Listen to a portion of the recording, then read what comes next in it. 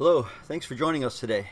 I'm Zeke with the Eastside Church of Christ in Baytown, Texas, and we're going to be looking at another great chapter of the Bible. This time it's Hebrews chapter 11.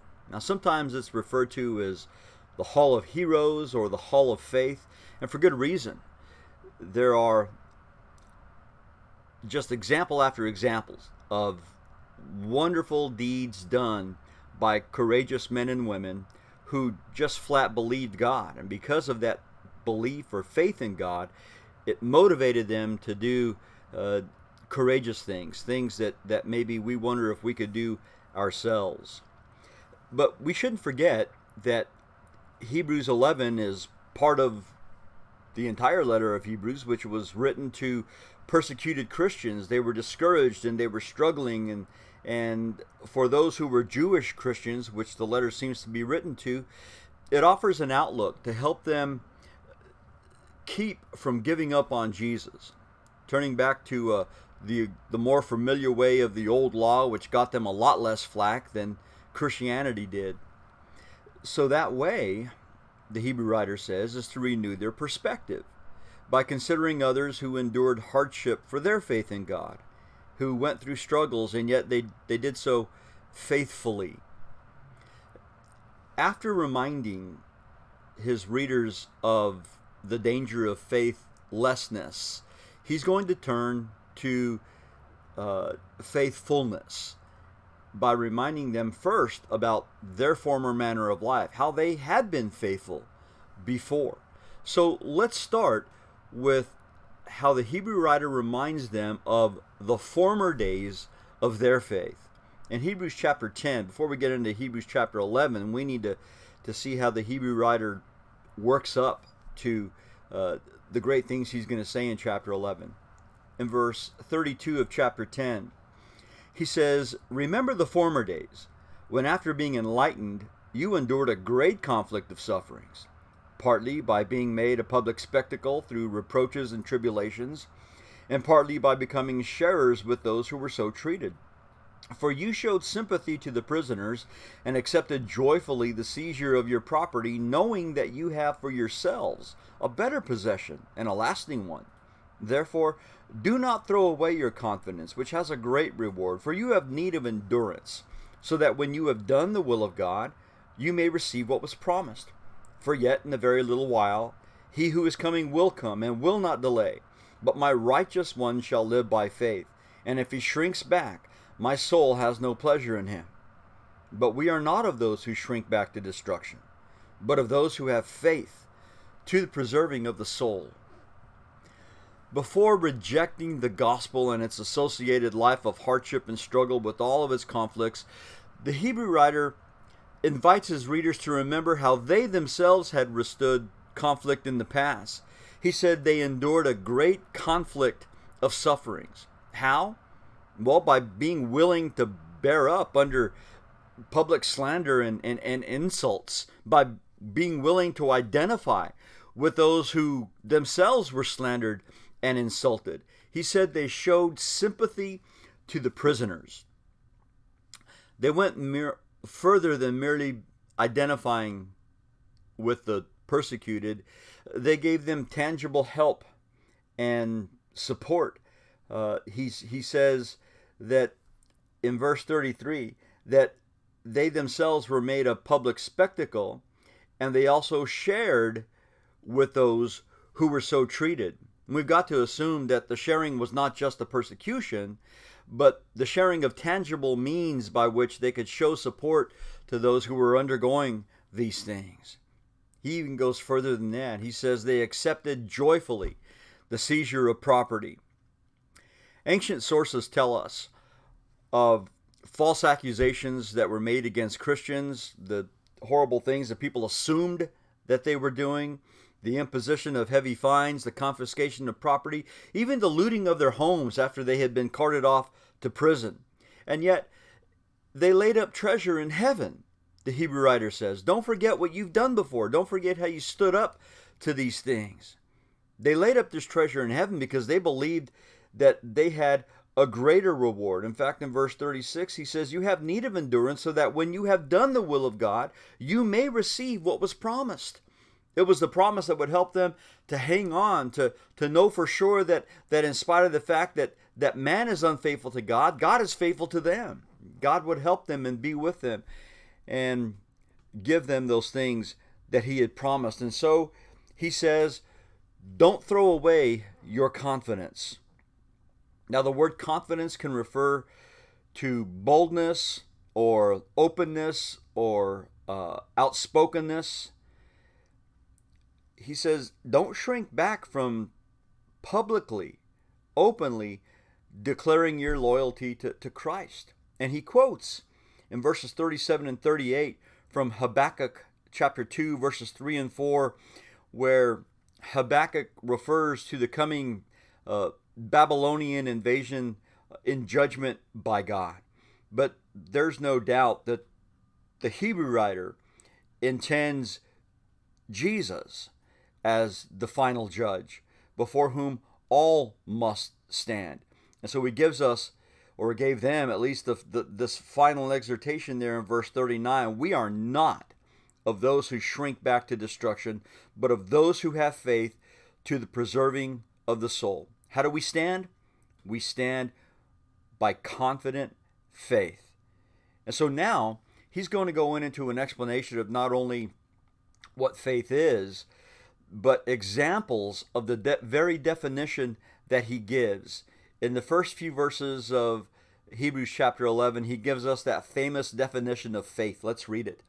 Now faith is the assurance of things hoped for, the conviction of things not seen. For by it the men of old gained approval. By faith we understand that the worlds were prepared by the word of God, so that what is seen is not made out of things which are visible. Okay. Previously, the Hebrew writer had offered illustrations from the types and antitypes of the Old Covenant. He talked about the priesthood and how that's fulfilled in the New Covenant. He talked about the tabernacle and how it was looking forward to things that would be fulfilled more substantially in the New Covenant. He talked about the offerings of the Jewish law and how they looked forward to Jesus' more substantial offering of himself as a sacrifice. And now he turns to concrete illustrations of the Jewish faith, of not the Jewish faith, but of faith itself. But before he gets into those illustrations or those examples, he offers a definition of faith. He says that faith is assurance and conviction. Not necessarily hard realities that can be measured by the physical senses, but rather things that are just as real as reality because they're real to man's spiritual senses. We see, we hear, we handle heavenly things in a spiritual way. And so he tells us about these components of assurance and conviction. Assurance is accepting the reality of the things for which we hope. He says faith is the assurance of things hoped for, and it provides for us a basis of trust. Ancient documents have been discovered that indicate that the word often carries the meaning of title deed. We have the title deed or the guarantee of something. And if we look at it from that perspective, then faith certainly is a guarantee of things hoped for. If you have the title deed to a piece of property, then you genuinely are assured that that piece of property not only exists, but it's yours. It belongs to you. And so we see the reality of these things. It's not just a firm hope, as strong as that hope may be. It is the utter assurance that the things we hope for are a reality. And then he tells us about conviction. It is the conviction of things not seen, the reality of things that we haven't witnessed or seen personally. It's the proof or evidence that verifies the truth of something. And part of that comes by the reliability of the one who tells you of these things. When a trusted friend gives you information and you trust their information because you know and respect their knowledge of what it is they're talking about, well, then you trust that is true. Well, the same is true for us. We are convinced of the reality of the things that faith assures us of because we trust the information that we have. And so we're reminded that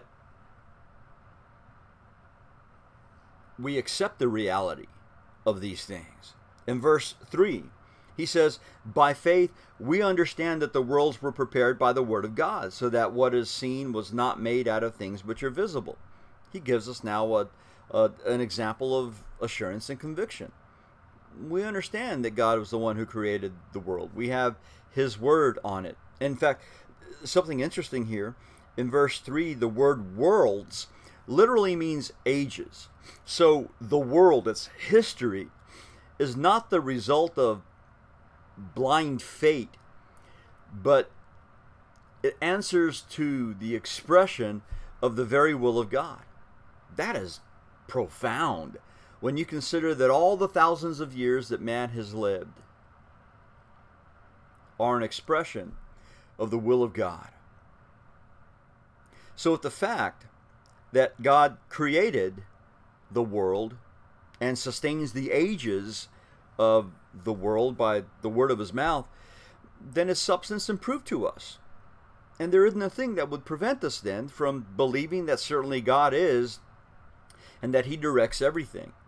I mean, after all, if we believe that God can create the world simply by the word of his mouth and sustain his creation by his own will, then is anything impossible for God? Would it be impossible for us to believe that God's word then is true and authoritative in every way? In over a dozen following statements, the Hebrew writer is going to introduce us to men and women of old who by faith responded to God, lived appropriately, and gained approval. You see what it says there in verse 2, for by faith, the men of old gained approval. Well, now he's going to tell us about the early days of faith. Beginning in verse 4, he says, by faith Abel offered to God a better sacrifice than Cain, through which he obtained the testimony that he was righteous, God testifying about his gifts, and through faith, though he is dead, he still speaks. By faith Enoch was taken up so that he would not see death, and he was not found because God took him up, for he obtained the witness that before his being taken up, he was pleasing to God. And without faith it is impossible to please him. For he who comes to God must believe that he is, and that he is a rewarder of those who seek him.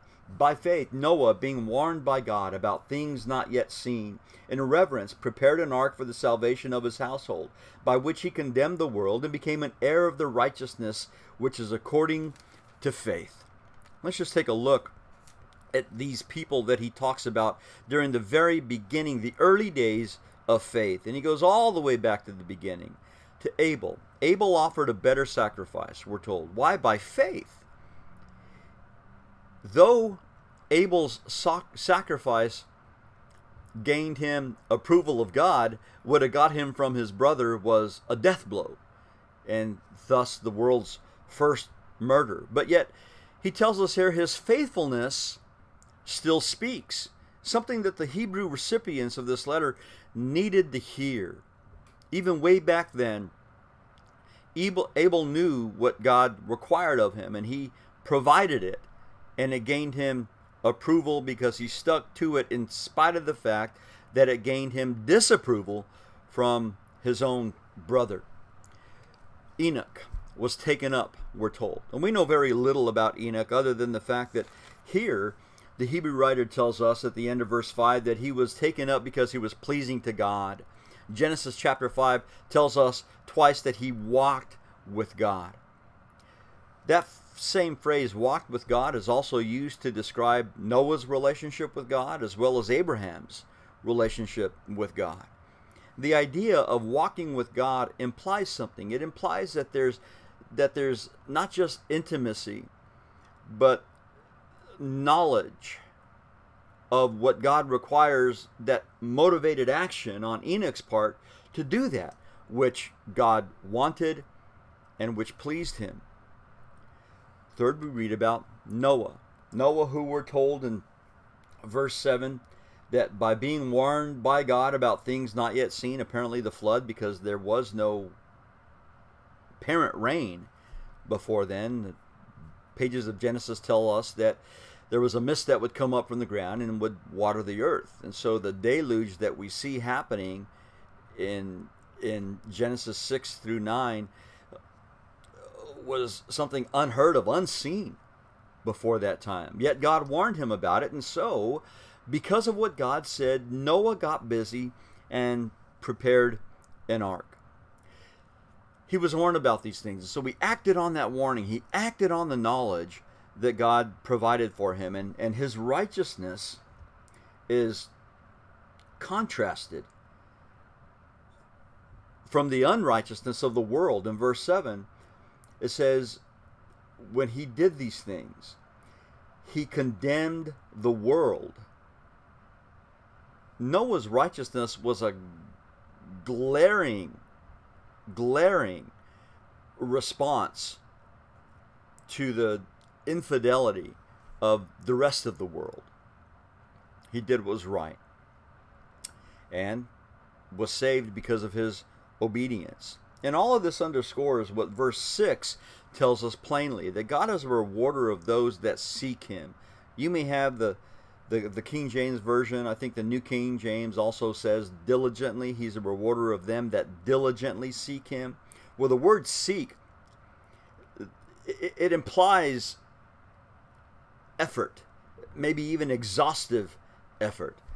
And so the word diligent isn't there, but it's implied by the way that word is constructed.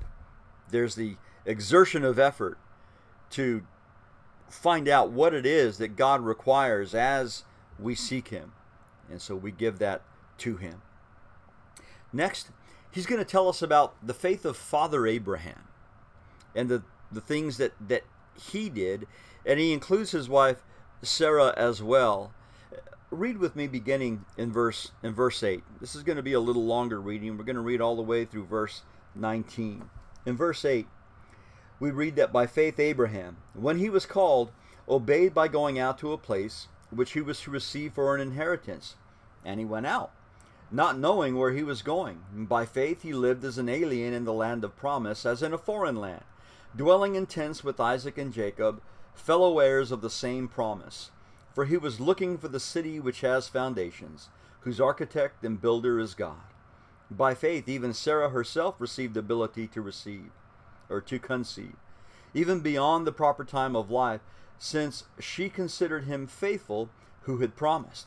Therefore, there was born even of one man, and him as good as dead at that, as many descendants as the stars of heaven in number, and innumerable as the sand which is by the seashore.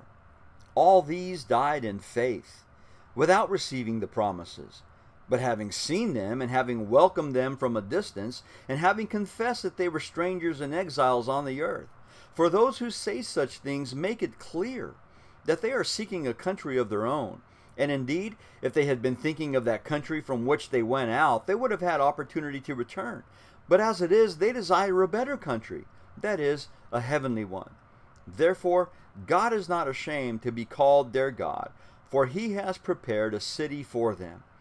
By faith Abraham, when he was tested, offered up Isaac, and he who had received the promises was offering up his only begotten son.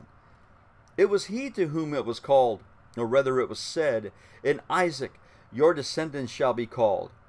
He considered that God is able to raise people even from the dead, from which he also received him back as a type. And we'll stop there. We're told, first of all, about Abraham and Sarah's journey. And I want you to notice how abrupt the language is. We're told that Abraham, in verse 8, when he was called, obeyed by going out. God spoke, Abraham obeyed. He did just what God said to do, and he responded. The idea is implied that he responded immediately. We're told in verse 9 that by faith he lived as an alien. He left all that was familiar to him, people, the place, even the culture, for a land that he had never seen before, that was unknown to him. And verse 10 hints to us, certainly, that he did this because he believed that there was something better, that God was going to supply that for him. He had this forward-looking, hopeful quality that overlooked the rough spot that is a central element, really, to faith, as it helps us endure the rough spots in our own life. We're told about Sarah, who herself, we're told, received the ability to conceive, even beyond the proper time of life. Apparently, she was not only barren, but she was past whatever childbearing years any other woman might have had. And verse 12 is a testament to how God blew the doors off anything they expected. I mean, they had to wait 25 years for their son to be born, but the point is, he was. Look again at verse 12. Therefore, there was born even of one man, and him as good as that. You think about it. Abraham was 100 years old when his son was born. And Sarai herself was no spring turkey. She was 90. But yet from that one descendant, from that one son, God had promised would come descendants as numerous as the stars in the sky or as the sand on the seashore. God certainly enacted his promise to Abraham and to Sarah. But it tells us something here. It shows us what we had talked about before concerning the definition of faith, the assurance and the conviction. See, these verses show us that faith is more than merely passive or wishful thinking. Faith is stronger than that, because they saw the promises. In fact, later on we're told they welcomed them from a distance.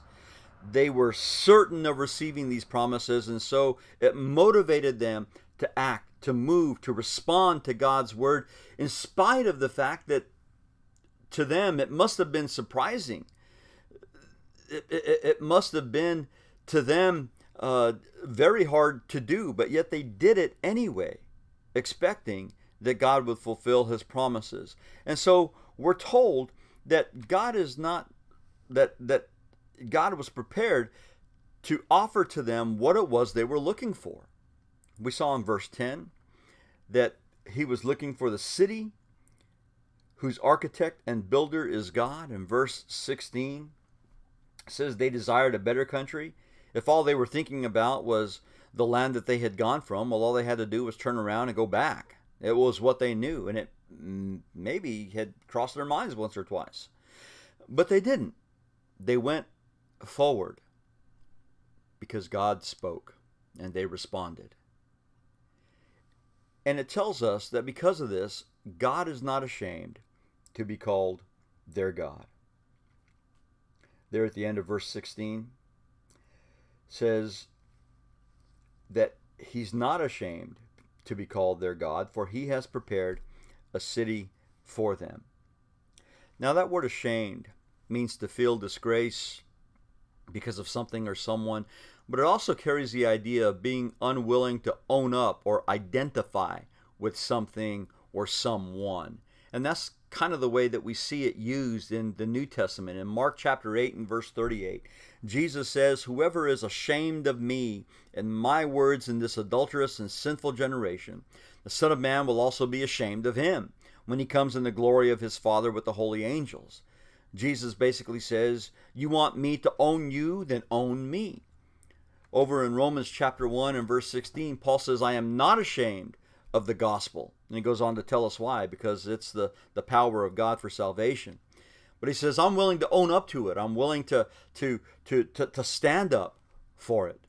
We're told over in Hebrews chapter 2, verse 11, that both he who sanctifies and those who were sanctified are all from one Father, for which reason he, meaning Jesus, is not ashamed to call them brethren.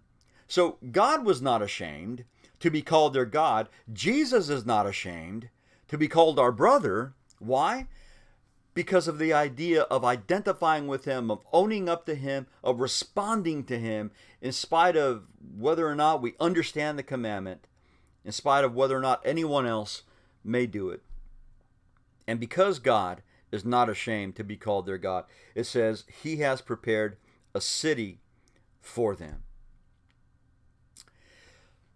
Don't forget about Abraham's test, though. There in verse 17, probably one of the things that we remember most about Abraham's faith is his willingness to give his son. Look at it again. In verse 17, by faith Abraham, when he was tested, offered up Isaac. And he who had received the promises was offering up his only begotten son. Now that's an important phrase, only begotten son. We only read that of Jesus. But think about it.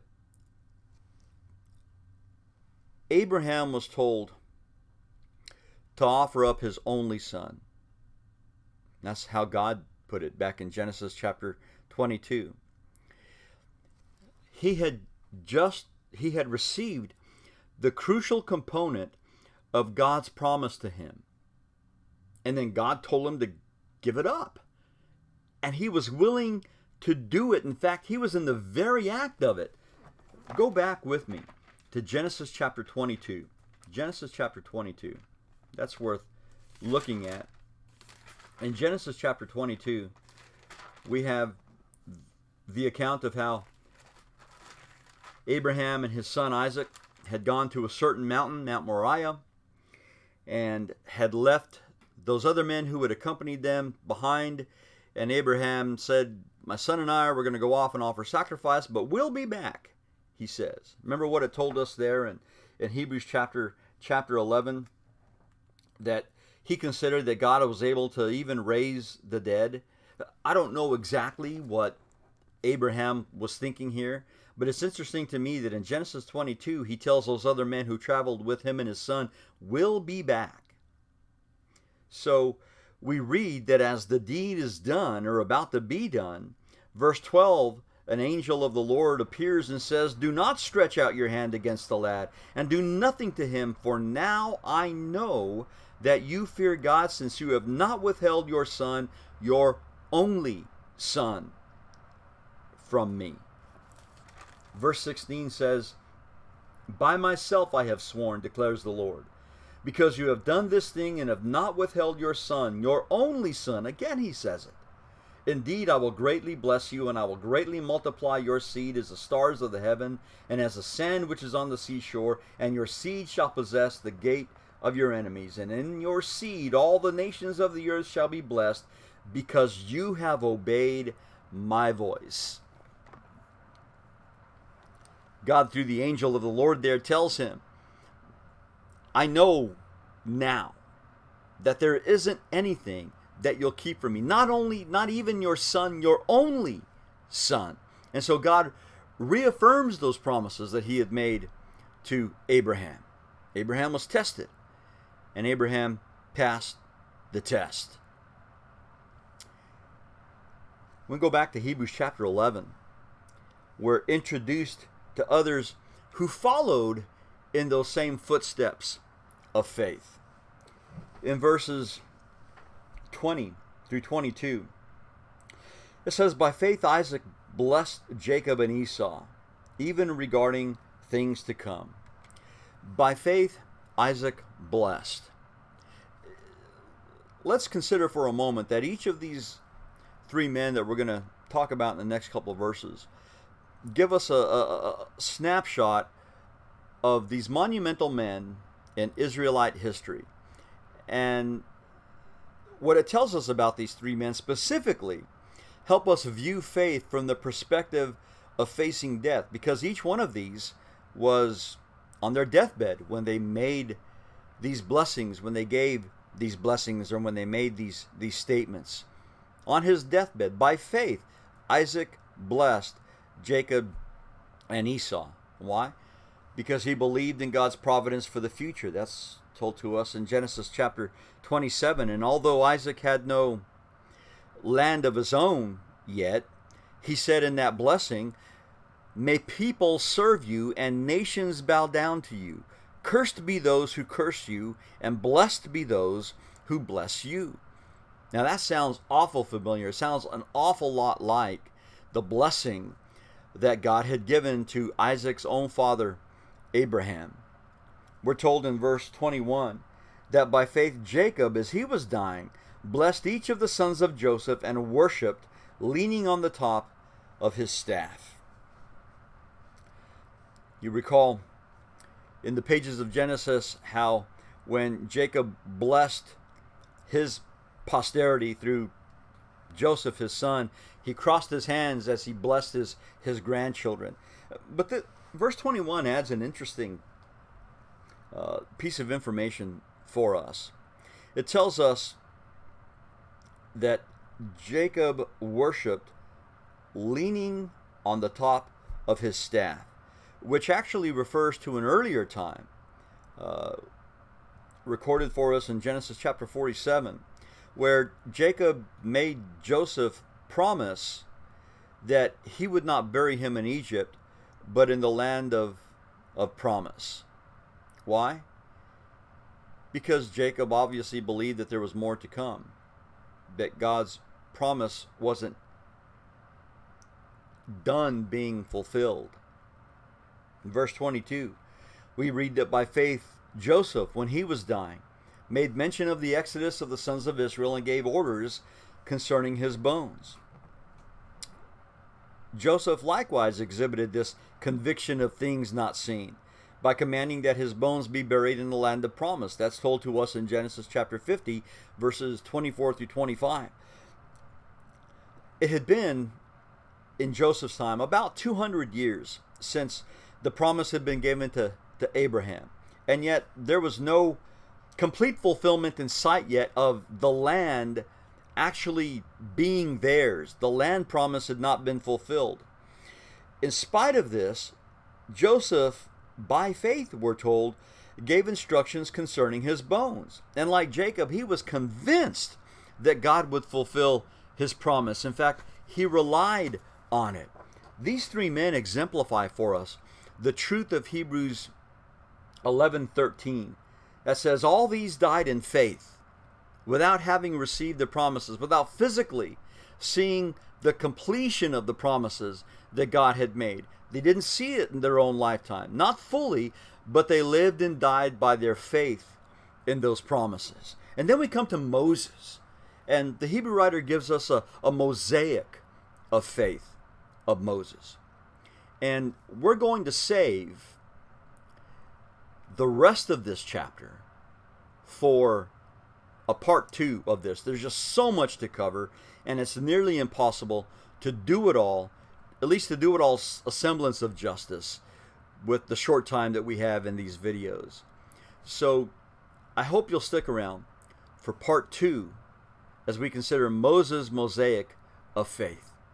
Well, thanks for joining us, and we hope we'll see you for part 2 of this incredible, wonderful Hall of Faith describing the heroes of faith in Hebrews chapter 11.